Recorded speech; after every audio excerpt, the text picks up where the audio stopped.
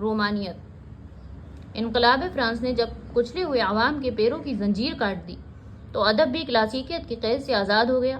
آزادی کی یہ تحریک رومانی تحریک کہلائی۔ اس تحریک نے عقل کی حکمرانی کو ختم کر کے جذبات و احساسات کو اہمیت دی، فرد کی عظمت کو تسلیم کیا اور ادب میں پہلی بار اظہار ذات کی اہمیت کا احساس دلایا۔ کلاسیکیت میں شہری زندگی ہی سب کچھ تھی، اب عوام اور دیہاتی زندگی ادب کا مرکز ٹھہرے۔ عوام کی سادہ زبان اظہار کا ذریعہ بنی۔ نیچر کی طرف واپسی کا نعرہ عام ہوا، یعنی فطرت کی تقلید فن کا مقصد قرار پایا اور فرضی چیزوں کے بجائے گرد و پیش کے ٹھوس چیزوں کو ادب میں پیش کیا جانے لگا۔ رومانی تحریک کے اثر سے جب فرد اور اس کے جذبات و احساسات کو اہمیت دی جانے لگی تو اس کے ذہن کو ٹٹولنے کی ضرورت بھی محسوس ہوئی۔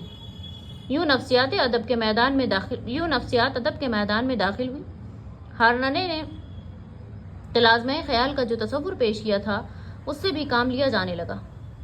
ہیوم نے حسی تجربے کو وسعت دی اور عقل کی حقیقت کو تسلیم کیا، تسلیم کرنے سے ہی انکار کر دیا۔ اس زمانے میں موضوع سے زیادہ اسلوب پر توجہ ہوئی۔